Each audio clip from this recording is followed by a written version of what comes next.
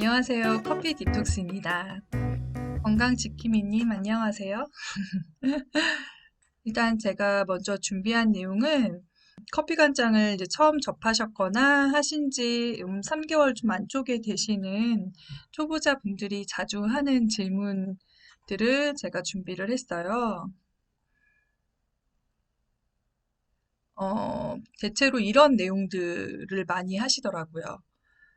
커피 간장을 오랫동안 하면 장 기능이 떨어지지 않을까? 또 커피 관장에 의존하게 되지 않을까?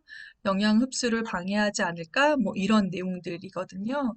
하나씩 살펴볼게요.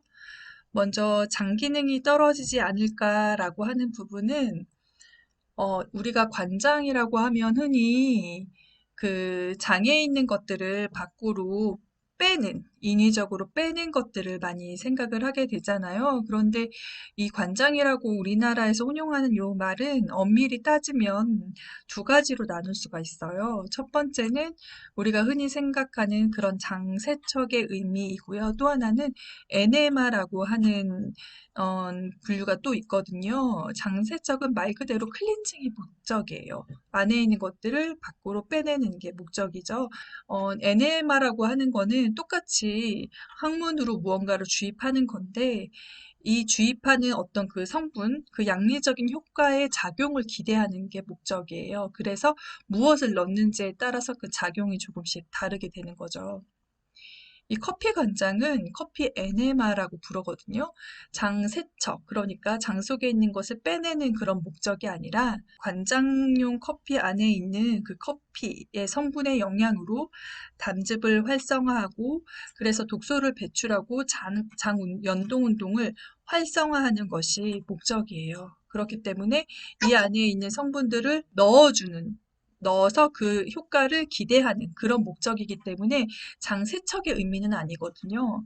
당연히 장세척, 뭐 변비가 있거나 그래서 이제 장을 세척하는 경우에는 이것들을 자주 하게 되면은 뭐 의존도가 생기거나 연동 운동이 더 약해지거나 이런 장 기능이 떨어지는 부분에 분명히 취약할 수밖에 없지만 이 커피 간장 같은 경우는 장 연동을 활성화해주는 부분 때문에 오히려 장 기능이 근본적으로 더 좋아지는 효과가 있죠. 그래서 우리 그 대장 내시경을 하고 그 내시경에서 용종이 발견이 되면은 바로 이제 뭐 이렇게 용종을 제거하는 용종 제거술을 고안하신 분이 일본의 시니아 히로미라고 하는 박사님이신데 장이 많이 안 좋은 분들에게 권하는 것 중에 몇 가지 중에 하나가 커피 간장이에요.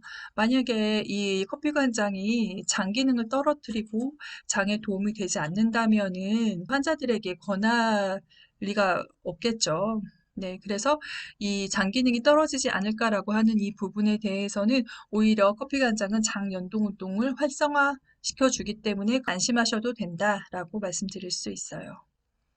그리고 두 번째, 중독되어서 커피 간장에 의존하게 될까 걱정이 된다라고 하는 질문들도 많이 받게 되는데요. 먼저 중독이라고 하는 의미를 좀 살펴보면은 우리 몸이 어떤 음식물이나 약물의 독성에 의해서 기능 장애를 일으키는 것을 중독이라고 정의를 내리고 있어요. 그리고 이것들이 장기간 계속되면서 습관적으로 나타나는 게 만성 중독이라고 하고, 그럼으로 인해서 여러 가지 병적 증상을 나타나게 되죠. 근데 이런 면에서 이제 보면은 커피 과정을 오랫동안 한다고 해서 기능 장애를 일으키는 부분 당연히 없고요. 그리고 이것들이 습관성으로 나도 모르게 계속 한다고 해서 어떤 병적 증상을 나타내는 부분들도 없거든요. 그래서 커피 관장이 중독을 일으킨다라고 하는 거는 맞지는 않아요. 그런데 어떤 의미로 저한테 그런 질문을 하시는지는 제가 이해를 하는 게 커피 간장을 안 하면 왠지 불안하고 좀 습관적으로 커피 간장을 하게 된단 말이죠. 그래서 이제 이게 중독되는 게 아닐까? 이런 생각을 하시게 되는 거예요. 그럴 때 제가 이제 예를 들어서 설명하는 부분이 우리가 양치질을 뭐 하루에 두세 번씩 규칙적으로 하죠. 그런데 양치질을 이제 안 하면 왠지 이가 찝찝하고 그래서 좀 개운함을 위해서 하고 싶고 이런 마음이 들잖아요. 그렇다고 해서 우리가 양치질에 중독됐다라고 하는 표현을 쓰지 않죠. 커피 관장을 하면서의 어떤 그런 개운함과 그 맑아지는 그런 느낌 때문에 이것들을 정말 이게 너무나 좋다라고 해서 지속하게 되면 되지만 이 부분은 중독과는 다른 개념이라는 거죠. 중독이라고 하는 거는 기능 장애를 일으키거나 아니면 그만뒀을 때 금단 현상이 있거나 이런 부분으로 접근이 되거든요. 그래서 이 부분은 안심하셔도 돼요. 커피 관장을 하시다가 중간에 그만둔다고 하더라도 몸에 당연히 금단 증상 없고, 그리고 사람마다 다르지만 2, 3일 정도 이제 지나게 되면은 자연 배변도 충분히 가능하시니까요. 그다음에 네, 그러셨군요. 네, 맞아요. 마음의 문제였어요. 네, 다음은 이제 영양 흡수를 방해하지 않을까라고 하는 질문이에요. 이 부분도 꽤 많이 받는 질문 중에 하나인데, 우리가 음식을 먹었을 때 영양 흡수가 어떠한 기준으로 되는지를 이해하시면, 커피 간장은 그렇지 않구나라는 걸 금방 이해하실 수 있을 거예요. 간단하게 설명을 드리면, 우리가 먹은 음식이 이에 이제 저작 활동을 통해서 넘어가서 이제 위로 넘어가게 되죠. 그럼 위에서 이렇게 이제 죽과 같은 형태로 변하고 내려와서 소장에 수많은 길을 지나서 이제 대장으로 건너와서 대장에서 이렇게 상행, 횡행, 하행 결장을 지나서 이렇게 직장을 지나서 이제 항문 밖으로 찌꺼기들이 배출이 되게 되는 거잖아요. 그래서 우리가 먹은 음식이 몸 안에 영양소로 이제 분해돼서 흡수되는 곳은 주로 소장에서 하게 되는 거예요. 이쪽 소장에서요. 그런데 커피 관장을 하게 되면은 이쪽 대장에 이게 내려간다 그래서 하행결장이라고 부르거든요. 이쪽 부분에 이제 거의 대부분 차게 돼요. 이 직장 쪽은 5리터의 액체까지도 담을 수 있다라고 해요. 커피 관장은 보통 많이 해도 1리터 정도를 하죠. 하행 결장 쪽에 머물지 이렇게 건너가서 소장까지 얘가 영향을 미치지는 않아요. 영양분 흡수는 이 소장에서 거의 다 대부분 이루어지기 때문에 영양 흡수를 방해하는 부분은 없다. 영양 흡수가 되는 방법은 조금 더 설명을 길게 드리면 여기 지금 파란색으로 보이는 요 혈관들 있죠? 이게 이 장과 간과 연결되어 있는 혈관이에요. 그래서 커피 간장에 대한 책을 보시면 문맥, 간문맥 이런 말을 자주 보실 거예요. 이게 그 장과 간이 연결되어 있는 혈관이거든요. 이 혈관을 통해서 장에서 그 분해된 영양소들이 흡수돼서 이렇게 간으로 전달되는 거예요. 물론 수용성인지 지용성인지에 따라서 그 길은 조금씩 다르지만 어쨌든 결과적으로 소장에서 간으로 전달되게 되는 거죠. 그리고 나머지 소장에서 대부분의 물도 흡수되는데 그 외에 이제 물이라든지 미네랄이라든지 이런 게 이제 대장에서 흡수가 되게 되는 거죠. 그 다음에 커피액이 잘 들어가지 않는다라고 말씀하시는 분들이 또 덜어 있으세요. 관장액을, 그러니까 관장기에 넣어서 이렇게 주입을 할 때 그게 이제 짝짝짝짝 줄어야 되는데 잘 들어가지 않는다라는 거죠. 여러 가지 경우가 있는데 첫 번째는 관장기 높이가 너무 낮은 경우예요. 우리 수액병처럼 생긴 커피 관장기를 보통은 방문 손잡이 같은 데 걸어두고 이제 방 바닥에 누워서 이렇게 관장을 하게 되죠. 그래서 몸과 관장기의 높이가 한 45cm 정도 그 정도 높이에서 생기는 자연적인 그 압력으로 이제 내려오는 거예요. 그런데 얘가 너무 높게 걸어서 이 압력이 너무 세져도 문제지만 이게 너무 낮게 걸리면 잘 내려오질 않아요. 전에 한 분께서는 분명히 방문 손잡이에 걸어 놓으셨대요, 얘를. 그런데 잘 안 들어간다는 거예요. 근데 확인해 보니까 그분이 방바닥이 아니라 침대 위에 누우신 거예요. 그러니까 침대 위와 방문 손잡이는 아무래도 더 이 높이가 찰겠죠. 그래서 얘가 잘 들어가지 않았던 거예요. 그래서 이 높이를 한번 체크를 해보시면 좋고요. 그리고 두 번째는 그 카테타 주입 길이에요. 우리가 항문으로 카테타를 삽입을 할 때 카테타가 이제 만져보시면 아시겠지만 굉장히 말랑말랑하고 이게 잘 휘잖아요. 얘를 너무 많이 이제 집어넣게 되면은 이 직장 안쪽에서 얘가 이렇게 휘거나 꼬이거나 접히거나 그런 일이 생기게 되는 거예요. 그러면 액체를 넣을 때 우리가 엄청나게 센 압으로 넣는 것도 아니기 때문에 얘가 접혀버리면 잘 안 들어가게 되는 거예요. 그래서 이때는 살살살살 이렇게 빼주시면, 그래서 길이를 적당하게 두시면 잘 들어가게 되고요. 음. 그리고 또 하나는 투병하시는 분들 중에는 진통제를 오랫동안 드시는 분들이 많으신데, 이런 경우에는 연동 운동이 자연스럽게 저하가 되고 또 심한 변비가 생기는 경우도 많이 있어요. 그래서 주입 자체가 굉장히 힘들고, 주입이 됐다 하더라도 참기도 굉장히 힘들고 그렇거든요. 이런 경우에는 하실 수 있는 만큼만 소량으로 짧게 짧게 하시면서 그걸 반복적으로 하시는 게 좋아요. 예를 들면 내가 하는데 한 뭐 300~400ml밖에 안 들어갔다라고 하면 300~400ml만 일단 넣으시고 짧게 참을 수 있을 만큼 참으신 다음에 화장실 가서 배출을 하시고 남은 걸 또 반복을 하는 거죠. 그래서 할 수 있는 만큼만 반복하다 보면 얘가 이제 적응이 되면서 점점 시간도 양도 자연스럽게 늘어날 수가 있거든요. 그리고 또 하나는 안에 이제 가스가 굉장히 많은 경우예요. 가스가 많이 차 있게 되면은 이게 어, 팽팽해지죠. 안에 들어가서도 참기도 굉장히 힘들지만 들어가는 자체가 좀 힘들 수가 있거든요. 그래서 가스가 많은 경우에는 가장 좋은 거는 얘를 배출을 시키고 나서 커피 간장을 하는 게 가장 좋아요. 뭐 배변을 보신다든지 가스를 뭐 방구를 통해서 배출을 한다든지 그렇게 해서 하는 게 좋은데 그게 좀 말처럼 쉽지 않은 경우도 많거든요. 이런 경우에는 두 가지 방법이 있는데 첫 번째는 따뜻한 물로 먼저 얘를 빼낸 다음에 커피 간장을 하는 방법이 있고요. 그게 좀 귀찮다 그러면은 이 커피 간장액을 한 200~300ml만 일단 소량 집어넣는 거예요. 집어넣고 나서 이 간장기를 내 몸 정도의 높이로 낮춰요. 그러면은 얘가 이렇게 낮아지면서 들어간 커피액이 이제 도로 이렇게 밖으로 역류하듯이 나오면서 그때 가스도 같이 이렇게 나와요. 그래서 커피액이 약간 거품이 일기도 하고요. 그 상태에서 배출이 됐으면 다시 위로 올리면 얘가 또 자연스럽게 안으로 또 들어가요. 그러면서 이제 좀 편안하게 들어갈 수도 있어요. 자, 그리고 커피 간장을 한 후에 잠이 오지 않는다라고 말씀하시는 분들이 계세요. 이거는 이제 카페인 민감도에 대한 부분인데요.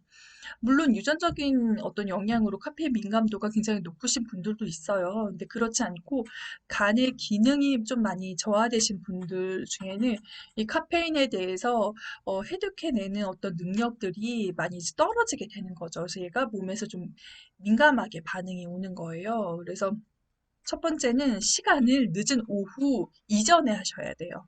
늦은 오후 그 4~5시 그 이후에 하시게 되면은 아무래도 수면에 방해가 좀 되실 수 있으니까 그 전에 커피 간장을 하시는 게 좋고 그리고 커피 간장 하실 때 양과 참는 시간을 좀 줄여보세요. 아까보다는 적응하는 데 좀 더 초점을 맞춰서 좀 약하게 이렇게 서서히 서서히 늘려가는 거죠. 그런 게 좋고 간 기능이 결과적으로 이제 좋아지게 되면은 카페인 민감도도 좀 완만해질 수 있으니까 그때까지는 근데 그게 간이 하루아침에 딱 좋아지는 건 아니거든요. 커피 간장도 도움이 되겠지만 간에 도움이 되는 뭐 식단이라든지 밀크시슬 같은 어떤 서플리먼트 제품이라든지 뭐 여러 가지들이 병행을 하면서 간 기능을 일단 올리는 거에 초점을 두셔야 될 거고 그러기 전까지는 관장하는 시간과 양, 뭐 요런 것들을 좀 더 조절해 주시는 게 좋겠다. 말씀드릴 수 있고요. 그 다음은 이제 커피액이 아까는 잘 이제 들어가지 않았다면 이번에 잘 배출되지 않는 경우에요. 분명히 잘 넣었는데 그리고 잘 참았는데 화장실 가서 이제 변기에 앉아서 얘를 배출도 시원하게 해야지 완성이잖아요. 근데 이게 배출이 잘 되지 않는 경우도 의외로 많아요. 이럴 경우에는 첫 번째로는 주변에 긴장 요소가 없었는지를 확인하는 게 중요해요. 어, 먼저 주변의 온도가 너무 차가운 경우에도 내가 좀 잘 이완이 되지 않고 긴장이 될 수가 있어요. 긴장이 되면 일단 수축이 되죠. 커피의 온도 자체가 낮은 경우에도 그래요. 내 몸은 보통 뭐 36.5도 정도만 돼도 그 우리가 체감할 수 있는 한여름에 굉장히 뜨거운 온도잖아요. 그게 내 몸 안의 온도란 말이죠. 근데 그것보다 좀 더 미지근한 것들이 들어오게 되면은 이게 잘 이완이 되지 않고 오히려 몸이 좀 더 긴장하게 되겠죠. 그래서 커피액의 온도는 좀 따끈하게 느껴지는 게 좋아요. 그래서 잘 이완이 될 수 있게, 그리고 주변 온도도 좀 따뜻하게, 그리고 너무 쨍한 어떤 빛보다는 자연광이나 좀 낮은 그런 그 조명, 그 조도가 좋고, 그리고 심리적으로 불편할 수 있는 그런 여러 가지 환경들을 좀 제거를 하고, 뭐 부드러운 음악을 깐다든지, 뭐 향초를 켠다든지, 뭐 그런 방법도 물론 도움이 될 거고요. 그렇게 해보시는 걸 먼저 추천을 드리고, 잘 배출이 되지 않는다고 하더라도 크게 걱정하실 건 사실 없어요. 어쨌든 소변으로라도 다 배출은 돼요. 그래서 걱정하실 건 없는데 많이 불편한 경우가 있거든요. 더부룩하다거나 뭐 꾸룩꾸룩한다거나 해서 많이 불편하다면은 관장을 재시도할 수 있어요. 만약에 이게 커피 간장을 다시 하는 게 좀 몸이 부담스럽다 그러면 그냥 따뜻한 물로 재간장을 하실 수도 있으세요. 이런 경우가 생길 수 있어요. 사실 저는 이런 경우를 흔하게 보지는 않았는데 뭐 너무 압이 셌다거나 뭐 억지로 참았다거나 어떤 심리적인 요인으로 직장에 경련이 생기는 경우는 이게 이 안에 직장에서 얘를 딱 잡아두고 잘 배출이 되지 않아서 내가 아무리 배출하고 싶어도 이거는 내가 내 의지로 조였다 풀었다 할 수 있는 근육이 아니거든요. 그래서 잘 배출이 안 될 수 있는 거예요. 이런 경우에는 일단 따뜻한 찜질이 도움이 돼요. 따뜻한 뭐 물병이나 따뜻한 뭐 찜질팩이나 이런 것들을 이렇게 배와 장 쪽에 이렇게 안고 계시는 것도 도움이 되고, 피마자유라고 하는 오일이 있어요. 그 오일을 직장 안으로 이렇게 집어넣으면은 그쪽이 이완이 되면서 배출이 잘 되기도 한다고 해요. 근데 이때는 조심하셔야 될 게 직장 안으로 뭐 손톱이 길다거나 위생 상태가 불량한 상태로 집어넣으시면 안 되겠죠. 근데 이런 것들이 좀 반복이 된다라고 하면은 칼륨 복합제라는 거를 커피 관장에게 섞으실 수가 있어요. 이거는 거순요법에 나와 있는 방법인데 거순요법에서 칼륨을 많이 보충해주는 요법을 썼어요. 칼륨은 뭐 신선한 채소나 녹즙이나 이런 걸로도 많이 흡수를 했지만 칼륨 보충제를 통해서 쪽 같은 데 타서 이렇게 먹는 것도 권했거든요. 근데 이렇게 먹는 칼륨 이 액을 관장에게 넣게 되면은 이 뭉침 현상이라든지 이제 경련이라든지 이런 걸 완화시켜 주는데 도움이 된다라고 그 거순요법 책에 나와 있는 거죠. 이 칼륨 복합제를 만드는 방법은 그 1리터의 그 정수에 100g의 그 칼륨 소금을 용해를 시키면 돼요. 그리고 나서 그냥 뭐 냉장고 이런 데 두실 필요는 없으시고 투명하지 않은 그런 유리병이나 검은 종이 같은 데 이렇게 싸가지고 햇볕 잘 안 드는 데다가 두시면 되는 거예요. 관장에게 섞어서 사용할 때는 한 6일에서 8일 정도만 사용하셔야 돼요.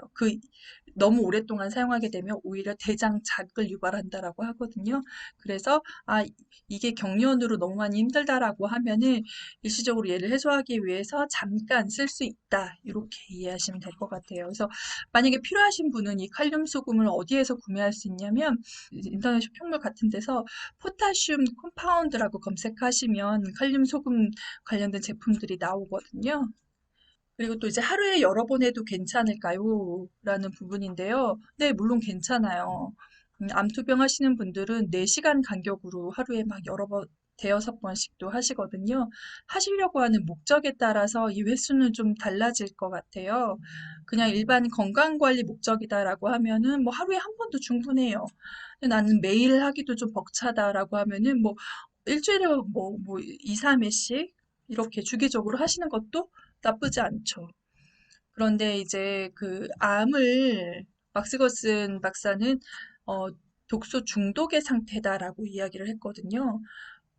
이미 있는 것도 어마어마한데 그 양이 이제 계속 체내에서 또 외부에서 이렇게 생성이 되기 때문에 해독을 좀 수시로 해주는 거를 권했어요. 그래서 좀 어떤 집중 기간에는 하루에도 여러 번 하시는 게 좋다. 그렇지만 이 텀이 중요한 거예요. 하고 나서 또 금방금방 하는 거는 되지 않고 최소 4시간 간격으로 할 수 있다. 이렇게 나와 있죠. 관장하기 좋은 시간대는 이거는 본인의 바이오 리듬에 맞추시는 게 가장 좋아요. 일단은 공복 시간에는 하셔야 되거든요. 식사를 하시고 나서 막 관장하시는 거는 안 돼요.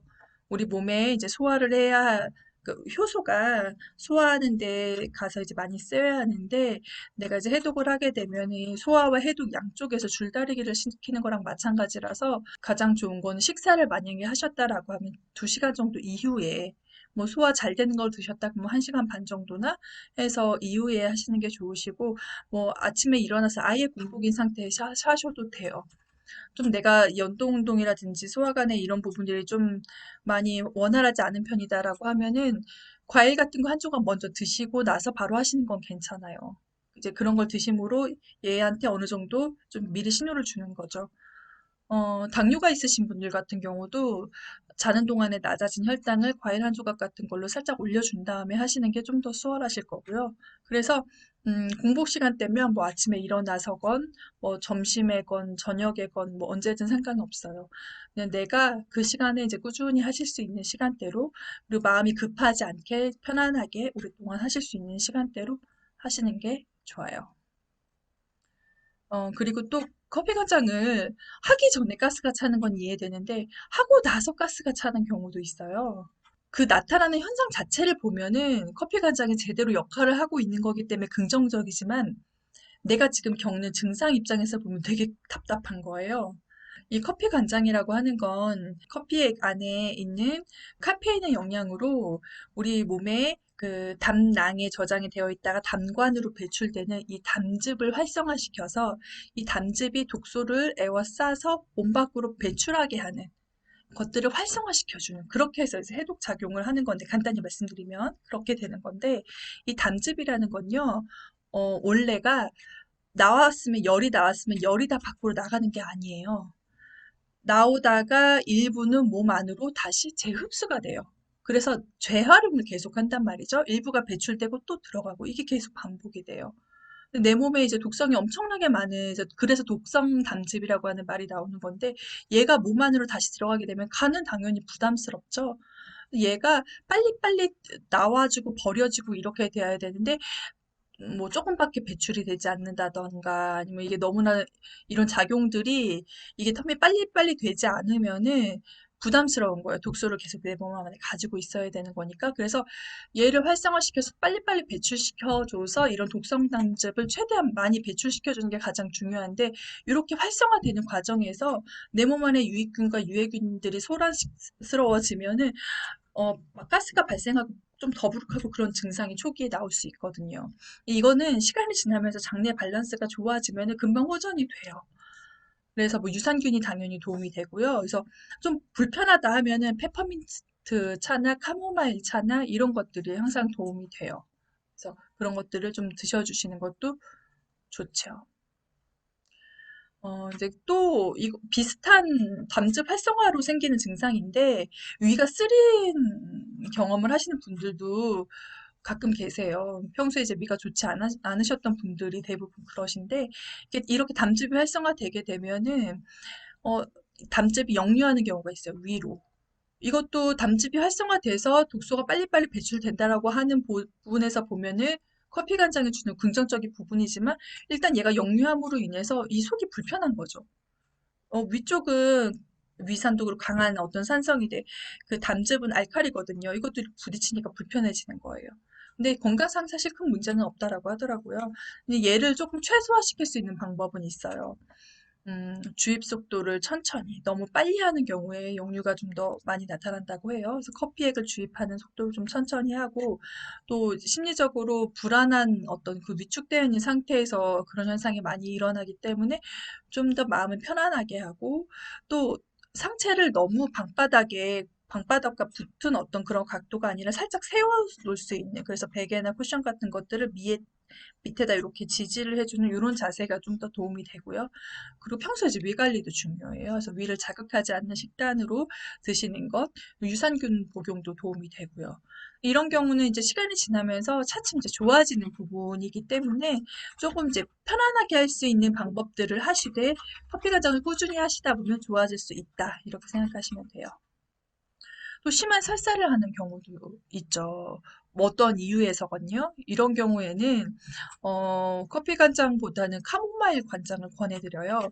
보통 카모마일을 속이 좀 불편하거나 더부룩하거나 그럴 때에 이제 따뜻한 차로 이제 드시는 걸 많이 권해드리는데, 아예 심한 설사일 경우에는 관장액을 커피로 하지 않고 카모마일로 해서 관장을 하게 되는 거예요.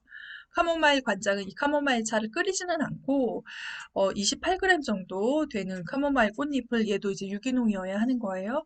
이제 유리그릇에 넣고 끓는 물을 500ml 정도 부어서 따뜻한 곳에다가 한 15분 정도 두세요. 그러면 얘가 이제 우러나오거든요. 그러면 이제 액체만 걸러서 이제 사용하실 수가 있으신 거고, 속이 불편했던 것들을 진정시켜 주는 데 도움이 된다라고 해요. 그래서 카모마일을 뭐 한 2회 하고 커피 간장을 1회 하고 이런 식으로 병행하셔도 좋다라고 하고요. 어떨 때 관장을 하시면 안 되냐면 입 안에 구내염이 있는 경우에는 하시면 안 돼요. 구내염이 생겼다라고 하는 건 입 안에 점막에 어떤 염증이 생겼다는 거는 이 안에도 염증이 생겼다라고 볼 가능성이 높다라고 하더라고요. 그래서 구내염이 생겼으면 장 안에도 염증이 생겼을 가능성이 높고 장 안에 염증이 있는 상태에서 커피 간장을 하게 되면 당연히 자극이 될 수 있기 때문에 그런 경우는 피하는 게 좋다. 그래서 구내염이 좀 좋아지고 나서 커피 간장을 하는 게 도움이 되는 거죠. 어, 그래서 그 커피 간장을 하지 말아야 할 경우는 이제 구내염, 입안의 어떤 염증으로 판단해 보실 수 있으세요. 일단 제가 오늘 준비한 내용은 끝났어요. 그래서 이렇게 대부분 많은 분들이 알아보시는 11가지 질문으로 내용을 정리했는데 이 외에 혹시 다른 내용으로 궁금하신 내용 있으시면은 제가 답변을 드리도록 할게요.